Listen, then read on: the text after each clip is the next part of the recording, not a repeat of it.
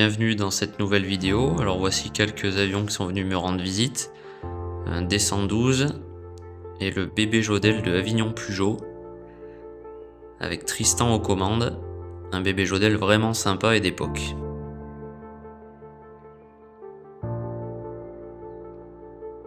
Je vais maintenant vous parler de la réalisation du tableau de bord. Donc le voici avant, tel que j'ai récupéré l'avion, et puis bien sûr voici le après.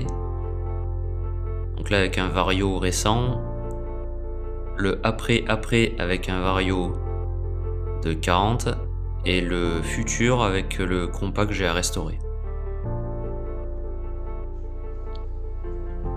Donc je vais expliquer les étapes que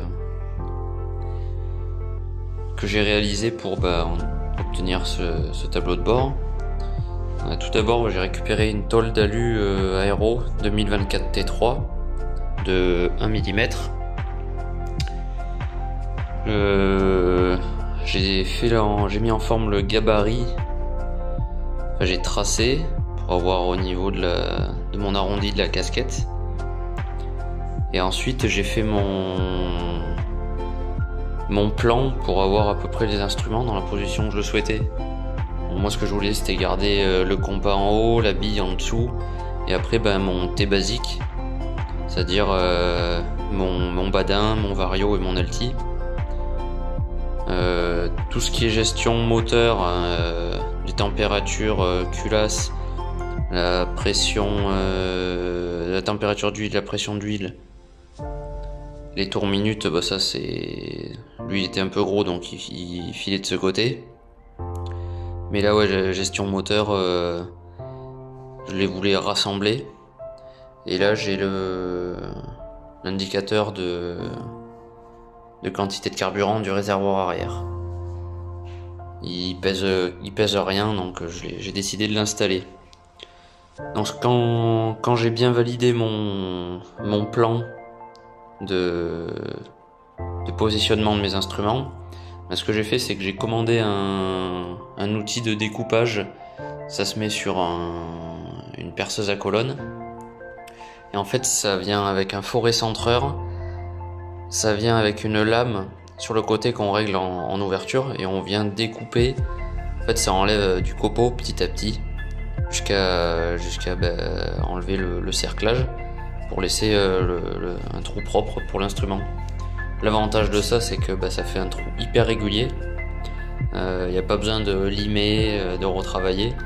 On prend la cote de l'instrument, puis on la reporte sur l'outil. Du coup, j'ai fait mes découpages. Ensuite, ce que j'ai fait, c'est que j'ai fait le pliage, le retour. Donc mon tableau de bord aura un angle. Il sera légèrement incliné. Du coup, j'ai fait mon pliage. Alors j'ai effectué une trempe fraîche. Et j'ai fait un double pliage parce qu'il ne faut pas aller au-delà de 90 degrés. Donc j'ai fait deux petits pliages qui sont inférieurs à 90 degrés. Et ici on le voit pas forcément, mais au bout il y a un léger pliage pour éviter que la tôle elle gondole tout le long. Donc voilà, ça le rigidifie. Ensuite, ce que j'ai fait, c'est que j'ai acheté une bombe de peinture vermiculée. Alors je sais pas si on voit l'effet. Ouais, si on l'entend. Effet granuleux comme les anciens tableaux de bord. Et en gros, voilà, là on voit bien. Je voulais cet aspect. Donc la bombe de peinture, je l'ai commandée sur internet. Ils disent 3 couches espacées de 5 minutes, il me semble. C'est à reconfirmer, mais dans tous les cas, c'est des couches croisées. Donc la première, on l'a fait à l'horizontale. On attend 5 minutes, ou alors le temps qui est marqué sur la bombe. La deuxième couche, on la passe à la verticale. Et on attend encore. Et la dernière couche, on la passe en diagonale. Là, en fait, ce qu'on va faire, c'est charger des couches de peinture. Il faut que ce soit quand même assez épais. La première fois que je l'ai fait, j'ai eu du vermiculé à certains endroits et d'autres endroits qui étaient, par exemple il y avait une tache ici qui était brillante, une tache ici qui était brillante. Alors je savais pas s'il fallait que j'attende encore, mais au final j'ai attendu et c'est jamais devenu vermiculé. Du coup j'ai tout repassé au diluant, J'ai recommencé et là j'ai un peu plus chargé. Et du coup c'est bon, j'ai tout mon tableau de bord qui est en vermiculé. Bon, au final le rendu est vraiment sympa. Ça fait un tableau de bord ancien. Ensuite au niveau du badin, j'ai acheté un vieil anémomètre que j'ai contrôlé, vérifié sur un banc badin, donc il fonctionne. Le vario, pareil, contrôlé, testé, et l'alti, contrôlé, testé. Donc 3 instruments anciens des années 40. Le compas, lui, je l'avais restauré, mais je l'enlève et je vais mettre un compas avion type 112. J'ai un ami qui m'en a offert un bien gentiment.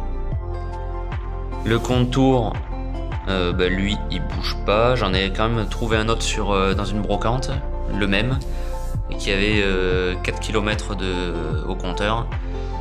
Parce que celui-là il a pas le kilométrage, mais l'autre, celui que j'ai, il a 4 km, donc je sais qu'il est quasiment neuf. Il est neuf, hein, pour ainsi dire. L'instrument de température culasse, je tenais à le mettre. Ça me permet de contrôler mes températures, c'est important pour la vie du moteur. Température pression d'huile, obligatoire. Quantité carburant arrière, je pense pas l'utiliser, mais c'est pas pour le poids de l'instrument, c'est un instrument en plastique, ça m'embête un peu de le foutre dessus, de le mettre sur le tableau de bord, mais au moins ça permet d'avoir un contrôle, de savoir ce qu'il y a derrière en quantité carburant. J'ai mis un voyant pour la pression d'huile. J'ai choisi un voyant un peu plus gros que n'importe quel autre voyant que j'aurais pu mettre, parce que la pression d'huile c'est important et je veux être alerté dès qu'il y a un problème. Ensuite, j'ai 3 breakers, un 5 ampères, 15 ampères et 20 ampères. Donc je me souviens plus. Lui, il est pour le démarreur. Il doit y avoir la batterie et l'alternateur. Ici, bouton poussoir démarreur, la batterie et mon contact à clé pour la magnéto. Voilà. Oui, alors il y a plusieurs positions. Moi, j'ai qu'une magnéto. Bien sûr, je câblerai que sur le dernier plot. Ça me forcera à aller à fond vers la droite. Et voilà. Ensuite, pour la fixation des instruments, j'ai commandé de la visserie laiton. Je vais vous montrer de l'autre côté. Voilà, rondelle, écrou freiné, visserie laiton. Ça fait sympa. L'avantage de la visserie laiton, c'est qu'elle est amagnétique, donc elle perturbe pas le compas. Et j'ai commencé à faire le câblage. Donc du fil aéro, serti avec une pince à sertir aéro, des cosses aéro. Et de ce côté, j'avais également commencé le câblage. Donc voilà un peu à quoi ça ressemble.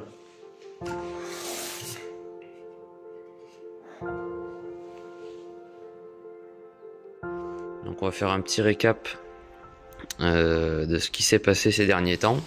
Et ce que vous auriez pu louper. Écoutez, d'abord, j'ai fait l'après sur toutes les pièces qu'il y avait à préparer avant la peinture.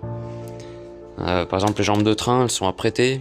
Tous les petits caches pour la sortie des câbles de commande au niveau des gouvernes, ils sont tous réparés, apprêtés. Les carmanes d'emplanture d'aile, c'est ok.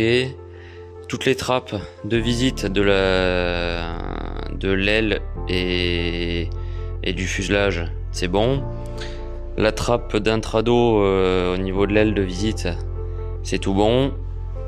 Ça, c'est la trappe de coffre de toit que j'ai refabriqué, que j'ai fabriqué, parce qu'elle était inexistante. Donc j'ai pris l'ancien contreplaqué qu'il y avait sur le fuselage au niveau du coffre à bagages. Je l'ai utilisé, j'ai récupéré des tasseaux, j'ai fabriqué des goussets, j'ai collé tout ça, j'ai verni au vernis, comment il s'appelle, celui que j'utilise depuis le début, le vernis à la gomme laque, voilà. J'ai apprêté la trappe, plus qu'à peindre. Et les Karmann, les tôles de bord d'attaque au niveau des jambes de train. Donc je les ai refabriquées. Donc c'est de l'alu aéro. J'arrive pas à faire la mise au point, voilà. Super fin. J'ai embouti au niveau des fixations de la jambe de train. Donc ici il y aura les têtes de vis. Voilà. Au niveau du gain de poids, il est assez conséquent. Je les ai ici, les anciennes. C'est pas la même. On n'est pas sur.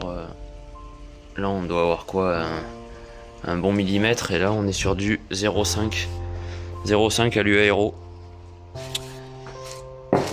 Comme ça, c'est tout propre. Je les ai formés à la rouleuse.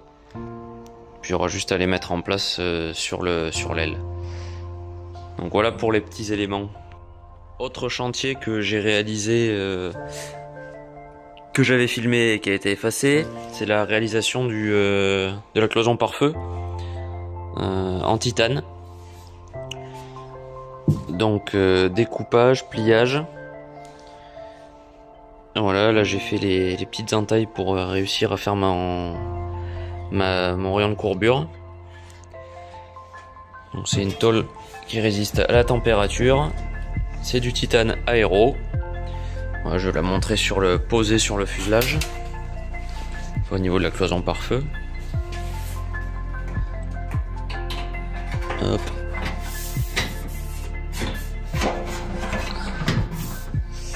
Voilà ce que ça donne. Donc le capot moteur viendra dépasser un petit peu. Et voilà, c'est ajusté, ça va bien. Dessous, j'ai fait un petit retour, mise au point, voilà. Ce sera comme ça. Donc une belle cloison pare-feu pour changer de l'ancienne, qui était complètement démontée. En fait, c'était de l'alu de chez Castorama, et il était malléable et ça tenait pas. Et surtout derrière, j'avais la fameuse feuille d'amiante, qui est interdite. Donc plus de feuille d'amiante. Et ça, ça sera la déco de l'avion. Je vais vous la montrer. En gros, je me suis fait un petit sur une planche 3 vues. J'ai fait les découpes. Donc là, ce sera le fuselage. Comme ça, je sais où c'est que j'aurai du pourpre et et donc ce qui est blanc, c'est le crème. Et ce qui est pourpre, c'est tout ce qui est violet là. Donc j'aurai le nez avec une ligne qui tombe au niveau de bord de fuite de l'aile. Tout le dos sera pourpre, le bord d'attaque de la dérive et le bord de fuite. Ensuite, au niveau de l'aile, alors l'extract d'eau, ça, comme beaucoup d'avions, hein, le bord d'attaque, on part sur les saumons, des lignes plutôt élégantes, c'est plutôt doux. Et au niveau de l'intrado, ça finit comme un peu une aile d'hirondelle, une queue d'hirondelle. Voilà. J'ai pas fait un truc compliqué où il faut faire des raccords avec le fuselage. Là, le fuselage, la ligne, elle descend bord de fuite. J'ai pas de raccord à faire avec qui suit de l'aile jusqu'à la fin du fuselage. Non, c'est au plus simple, parce que j'ai pas envie de recroiser l'avion pour retirer mes traits. C'est du boulot, et le temps, c'est ce qui me manque. Au niveau du fuselage, le dessus, voilà, on voit la profondeur. Bord d'attaque, ça part sur les saumons jusqu'au bord de fuite. Tout le dessus, il sera pourpre, sauf au niveau on le voit ici. Au niveau de l'avant du fuselage, une petite partie crème. Voilà. Pour le dessous, ce sera tout blanc. Et là j'ai fait un truc. Si on fait ça, on voit le dessous. Voilà. Vu de dessous, il sera comme ça. Et vu de dessus, en gros ça fait à peu près ça. Voilà, il sera comme ça. Dites-moi ce que vous en pensez. De toute façon, que ça vous plaise ou non, ce sera mon choix final. Parce que moi j'aime bien. Et puis voilà.